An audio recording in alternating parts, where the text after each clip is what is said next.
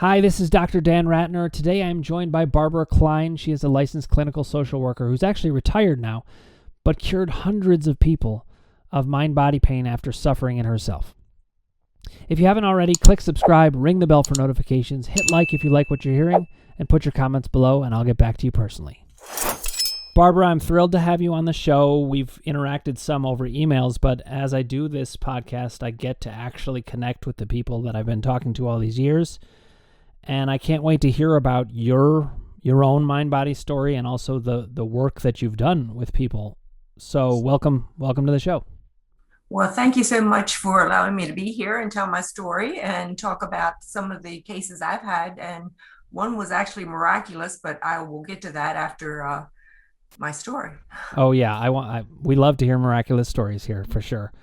Let's start though with, I kind of think in some ways every story is miraculous. You know, all of us who suffered pain and got past it or other symptoms.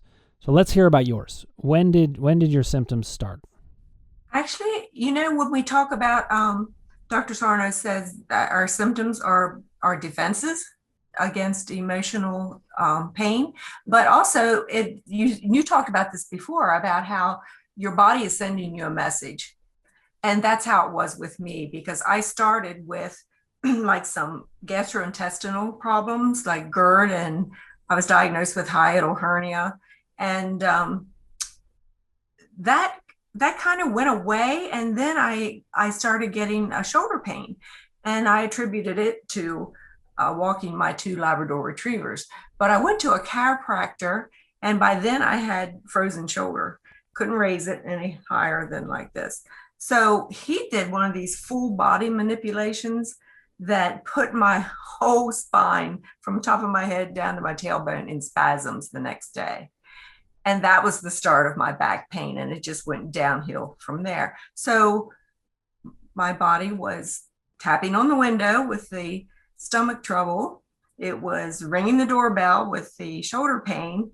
And it really got my attention when it had to burst through the door with the back pain. Right. So that's how it was downhill from there. But what was interesting is about 3 days into this back pain, I could raise my arm because I was focused so much on the back pain, because that was definitely more disabling than the shoulder pain. Right. So from there, I went to different medical specialists, for back pain, and nothing helped. And my husband found Dr. Sarno's book at a local bookstore, and he brought it home to me, and I read the book, and I called Dr. Sarno, and he actually answered and talked to me for about a half hour. I thought that was amazing. But he was the only person that I knew who was into this. So even though I'd read his book, I still wasn't convinced that that was what was wrong with me. It took a year of going around to different practitioners, medical practitioners, before I was convinced that that was what was wrong with me. And I actually had gone to a pain clinic. It wasn't like pain clinics now. It was in this big mansion type house in Baltimore. And it was a physiatrist and psychiatrist. And I thought, if he should be able to help me. But all he did was put me through all these tests again. And he actually scheduled me for fusion surgery, even though I couldn't, he couldn't tell me what exactly that would fix. He just said, your spine's unstable. All I had wrong, he said, was facet joint syndrome. And I had some scoliosis and he said that would fix me up. Well, the more I thought about it and the more he couldn't tell me, exactly what that was going to fix, I called Dr. Sarno again. And again, I talked to him for about a half hour. He told me there was, I told him, I said, if I had to come to New York and crawl, I was going to get there, because by then I was completely disabled. I couldn't sit. I was in bed for a year and a half. Right. So my daughter was home from college, and he said, I have a disciple who just finished training with me. Her name's Dr. Andrea Leonard-Segal, and she's in Rockville, which was like 60 miles from my house. So my daughter took me to her office. I said, I can't sit. She said, I want you to sit and I want you to lean back and cross your legs. I said, oh, that hurts too bad. And she said, nothing on your reports or anything shows anything bad enough to be causing this degree of your pain. So I thought, this is my last hope here because I've been through everything else. So I did what she said. And this thing that she told me was what changed my perspective on all this, because I kept backing off of activities because I felt I was hurting myself by doing these. But she told me it might hurt, but it won't harm you. And that was the turnaround. I mean, and I've used that a lot with my clients. And so, you know, I was determined. Dr. Sarno recommended her. She was not only a TMS doctor, she was a rheumatologist. So she was both. You know, she was a medical doctor, plus she was a, you know, TMS doctor. So she asked me what I used to like to do before, you know, I had TMS and couldn't sit. And I said, I used to like to go to the movies. And she said, well, why don't you go to the movies tomorrow and sit for like 10 minutes and then do this every other day or something. And I did. And so my follow-up appointment with her was 2 weeks later. And I drove my car 60 miles to her office. The pain wasn't gone, but I knew it wasn't going to harm me.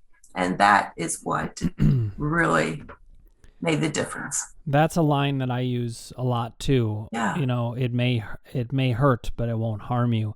And it's funny, at this point, sometimes I don't remember where I got things from or if I invented it myself, or if I, you know, co-invented it with other people.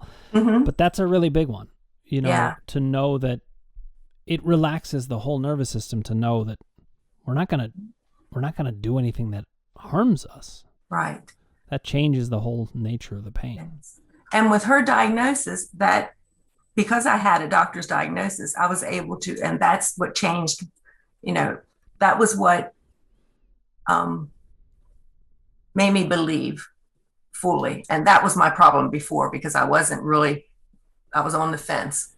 Well, I was going to say, you know, one of the things to highlight about what you said is that it's always nice for me, with knowing what my audience is looking for, to not just hear about book cures where people got better, you know, in 3 days or something like that. You had a similar pathway to me, and it took me a year from the time that I first read Sarno to actually fully accept. Actually, I'm not even sure if that's true. It actually took me a year to read Sarno. I got the book and I was like, I don't know about this. Once I read Sarno, it took probably about 3 months or something like that. But I think it is important to talk about that. It takes time to integrate, and it's all about what allows you to see it. And a lot of times we do have to go through all of these different treatments. It's often the last stop on the train for people. Right. Yes, it was for me. I was at the end of my rope. I had nowhere else to go. It's like everywhere. I don't know if you found this in the work that you did subsequently with all these other people, but I find that in a way it's helpful, because the people who come to work with us are so motivated because they've been through it all. They're at the end of their rope. They're ready. Yeah. Yeah. And I definitely was. And what was interesting too is that I wrote a little article called When Stress Hurts. It's on the TMS wiki. And it talks about, you know, what certain people need. And I knew at the time that I needed to make some changes in my life. So it's not just that aha moment.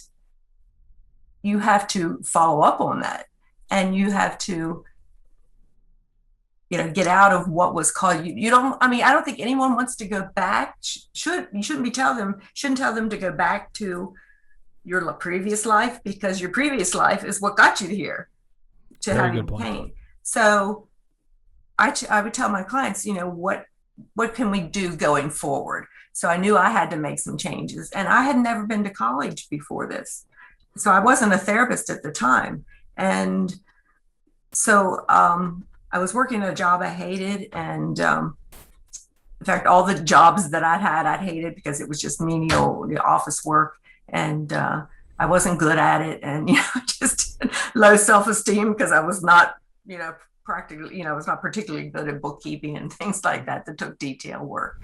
So I decided, I'm going to go back to school. So I went back to the same job I had, but part-time, and I started going to school at our local community college.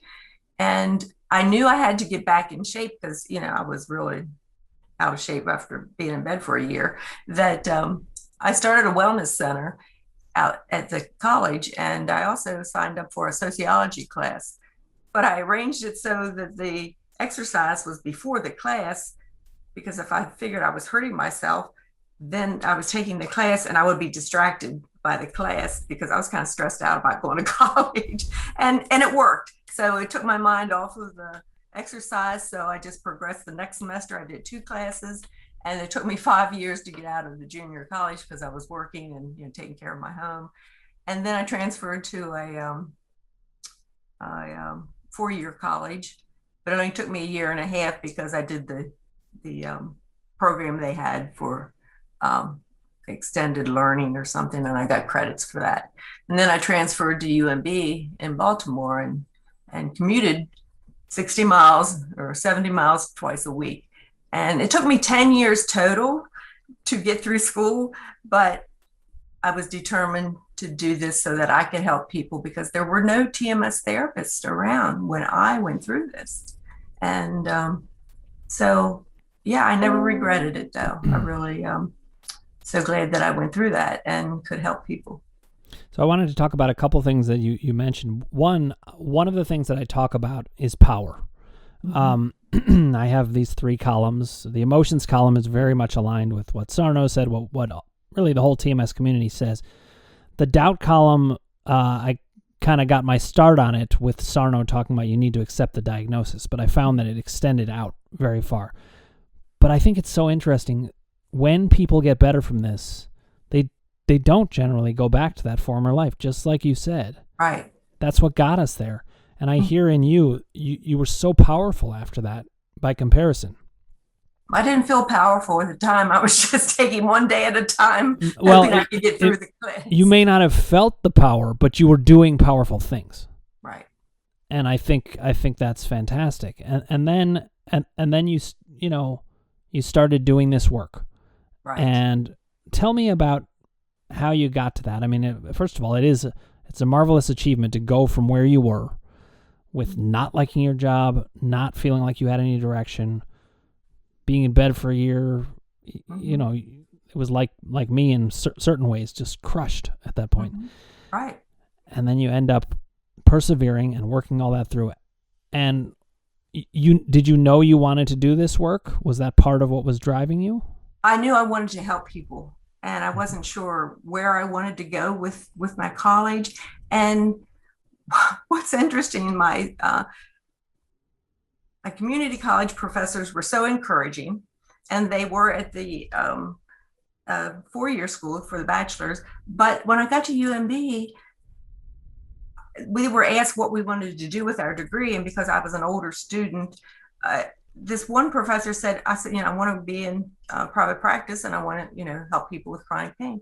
Well, you'll never be able to be in private practice because it takes years and years to build up clients. And then another professor, I told her, what I wanted to do. And she said, you could get in trouble with the law because you could be practicing medicine without a license. So, deep breaths. I thought, I'm going for this. I don't care what you say. And I did. And even doing an internship at our local hospital, I found out there was a pain clinic run by a psychiatrist. So, of course, I asked if I could sit in on his pain clinic and his group. And all they did in the group was talk about their pain. So I asked the doctor who was running the group if he'd ever heard of Dr. Sarno, and I showed him his book and everything, and asked him if I could talk to some of the patients about it. That was not a good thing to do because he just reamed me out and just wow. How who did I think I was telling a doctor, and me being a mere student, how to run his pain group? But I was innocently trying to help. So anyway, so I had all these things going against me. No one was, really kind of encouraging me, but I continued on. And right after I graduated, I went to work in a mental health clinic because we had to go somewhere to get your hours of supervision. And then as soon as I got my hours in and I took the LCSW and passed that, I went right into private practice. In no time, I had clients, and so they were all wrong. Right. I was telling them how to cure their chronic pain.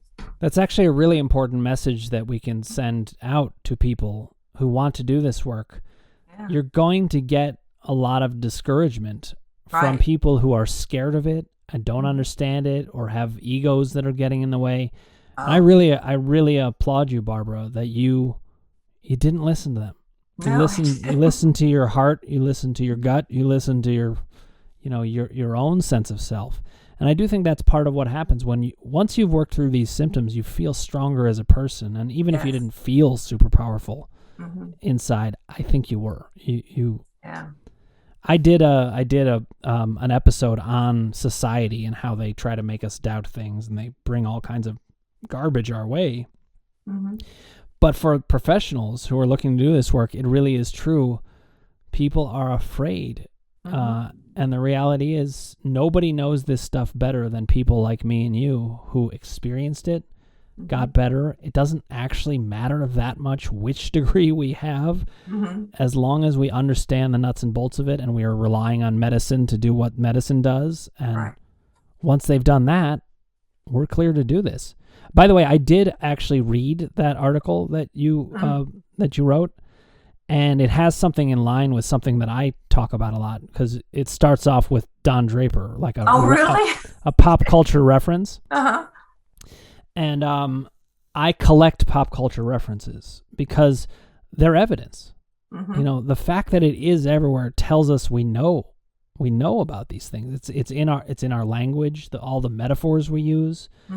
It's in movies, it's in books. We can't to dismiss that as just chance that's in there.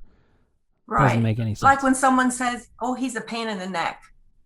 That's been around forever. Or he makes me sick.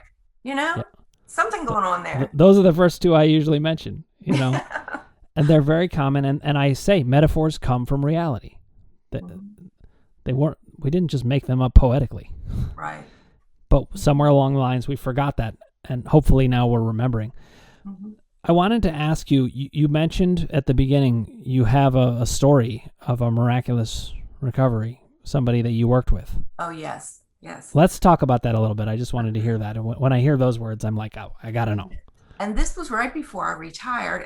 But recently I had taken a ISTDP class with Dr. Schubiner.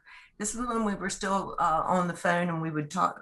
We would have classes where a guest speaker would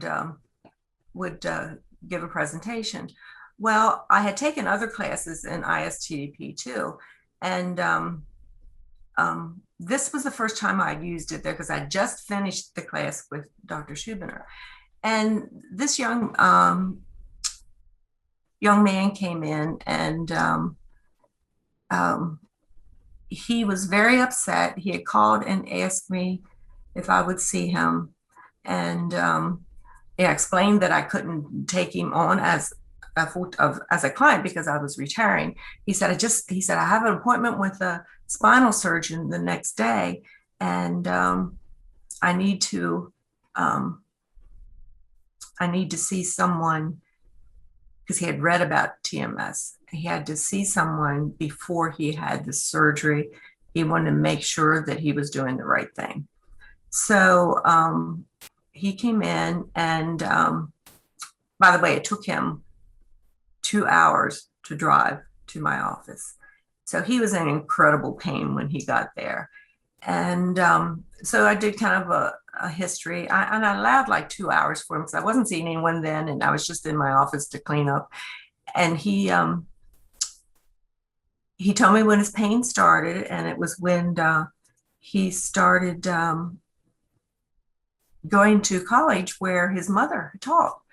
And so she was around him a lot. And so I went back. I said, well, when did you feel this way? Because he was feeling such anger towards his mother, and being around her brought that out. So he asked him when he first noticed that. And he told me an episode went way back. And now this took a lot more time than I'm talking about here. So we went back, and we went back into his childhood. And he told me about a time when for no reason at all, his mother was really angry with him and started hitting him. And he was running up the stairs, and she was after him, just spanking him or beating him the whole way up. And so we talked about then, what would your mind like to do? What would you like to do in that scenario?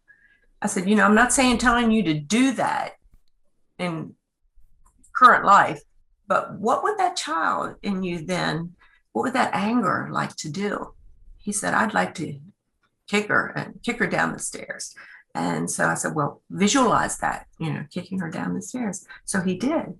And we went through that. I mean, like a couple different steps here until she was on the floor, motionless. And so I asked how he was feeling now. And he said, feeling kind of guilty because of what his anger, and he was afraid of his anger, but what his anger did. So we talked about that and went through that. And he came up with this, that he knew she was going through a lot at the time. Like, she was a single mom and trying to raise kids. And then we talked about forgiveness. And he said, this was taking a long time, but he said, went to his mom and he said, I forgive you. So, after a couple, like 15 minutes or so, we kind of slowed it down, and he was getting ready to leave. And I said, I want you to contact me tomorrow after your doctor's appointment and let me know how that goes. So I didn't hear from him the next day for a while. And by the end of the day, I was thinking, oh, geez, what happened?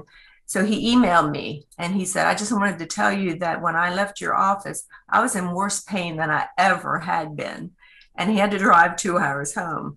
But when he woke up the next day, he didn't have any pain. And he kept his appointment with this, I think it was a neurosurgeon or some kind of orthopedic surgeon. And he told him what happened. And thank goodness that doctor didn't just poo-poo what we were doing. He said, well, if that's worked for you, I'm not going to do any surgery. Just keep on that path. Good. So I told him it was important, even though he was feeling better, it was important for him to connect with another therapist and to keep working on this. So that was, I was just like, okay. What's amazing? I sometimes say this to people, that an uptick in symptoms after we talk is not really a bad thing, even though it's horrific for the symptom standpoint, because it's a sign that what we're doing really does work, that it is connected to emotions. And definitely thank God that doctor, that surgeon had the sense to accept that and to not have the ego that the psychiatrist did when you tried to point that out. Yeah. We need more people like that, more doctors like that, who are willing to work with us on these things.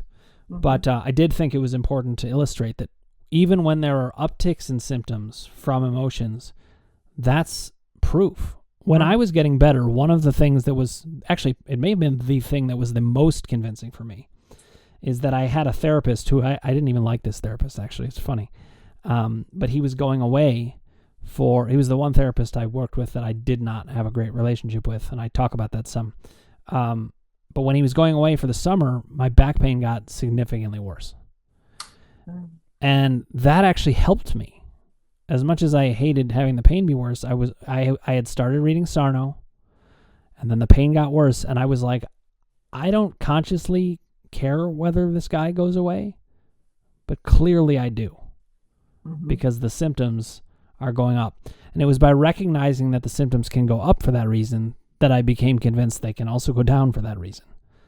So I think sometimes people get convinced by the symptoms going down or going away, but they also can get convinced by them going up. And, you did great work with this guy, obviously. Yeah, I mean, I was holding my breath, really, because I wasn't going to see him again. And, Right. But he was so desperate. And if I could save him from going under the knife and, possibly having a fusion, that I have never heard anyone do better with a fusion. No. And then they have the added trigger and worry about, well, now can I get better after this surgery? It's a whole other thing. Right. Layered on top. Right. I wondered if you could talk about what you see as the key change agent when it comes to working with patients on mind-body stuff.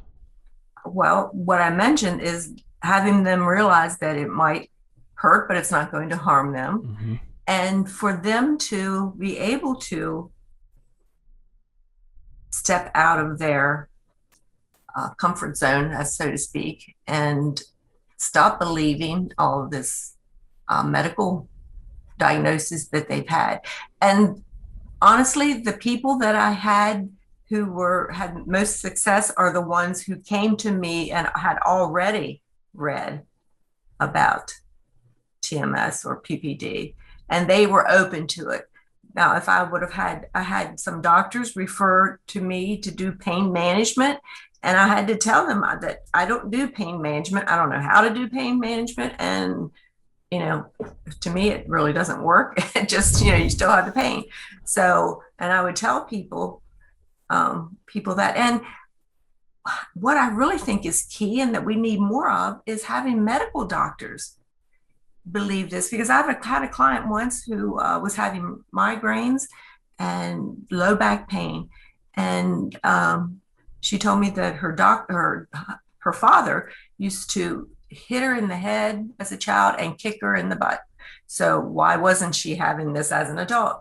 Well, we were making progress and she was getting better and she was able to release some of her anger. And then she decided to keep her appointment with the pain specialist that she was seeing. Well, he told her that what I was doing just was hogwash and it went out in the 70s. And of course, guess what happened? Her pain went back up. Right. So the frustration I feel when I'm doing this is not having that backup with medical doctors. And I've tried to do trainings in this area where I live, and even the mental health hospital that we have locally wouldn't allow me to give a talk to trained therapists. So that, wow. Because I was retiring, I wanted someone that I could send these clients to. Yeah. But it's frustrating. It is, and I think this is one of the reasons I'm doing this podcast is to get some real change to happen. Mm-hmm. And I feel like we are making progress. I feel like we're actually headed towards a tipping point. Now, I am an optimist, but I really am also seeing in the years since I discovered this to now, it's very different. I wondered if you agree with that or if you see it differently. Oh, yes. I understand. And I believe I agree with what you're saying. It's just the area that I'm in now. It's very conservative, and right. But across the United States and even in Europe, and I think of Georgie and all the work she's done over there. Right. Yes, I do believe that it's moving along. And I had told you about this presentation I was giving to some nurse practitioners, and that how this one woman wrote in and said this was brilliant. And I think I told you that, but it was on the chat of a man who followed me. He was a pharmacist, and he was giving a talk on the neurobiology of fibromyalgia. And we agreed. I mean, I watched his program, and we agreed on what causes it. And he was saying it was stress and, all this, but then he couldn't come up with any cure or only drugs. See, that's the thing. We need doctors to support us in this understanding, and then they need us to provide. What do we do about it? I was thinking about what you said about the patient that you described, and we'll finish up on this for now. Maybe we'll have you back if you're willing. I like that you helped him see. I guess this is the way I understood it. Forgiveness comes after the anger. You know, a lot of times people say, oh, just forgive. And they just try to forgive, but they skip over the anger. You got to kick that person down the stairs first. Then you forgive. Right.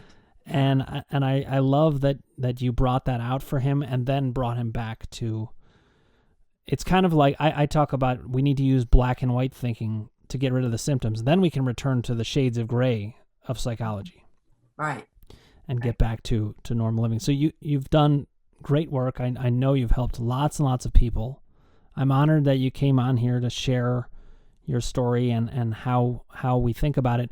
I sometimes do Q&As with people, other practitioners, and I wondered if maybe that could be something we could do, but I want to keep everybody in the fold on this. We need everybody to help, and I appreciate all that you've done, and we'll keep at it. So thanks for joining me, Barbara. Well, thank you for having me. I appreciate it. All right. Bye. So much to highlight in Barbara. First of all, I feel like I can tell she's a goodist, like within half a second of spending time with her. She wants to help people. She's so good-natured and kind. But, you know, her story was indicative of a lot of important things. One of them being that people don't always just get better instantly from reading Sarno. A lot of times it takes time to metabolize and think about. And she illustrated that very well. But the other thing that really jumped out at me was how powerful she became. She didn't even think of herself as powerful, but here she was making decisions to go to college when no one in her family had. Making decisions to not listen to these people who were telling her, you can't do this. You won't be able to set up a private practice. Or you shouldn't do this. You could get in trouble with medicine. She listened to herself. And that's what I want to encourage everybody out there to do, whether you are a sufferer or somebody who's treating people or both. We can learn to be powerful from these symptoms. And Barbara is a great example of that. If you haven't already, click subscribe, ring the bell for notifications, hit like if you like what you're hearing, and put your comments below and I'll get back to you personally.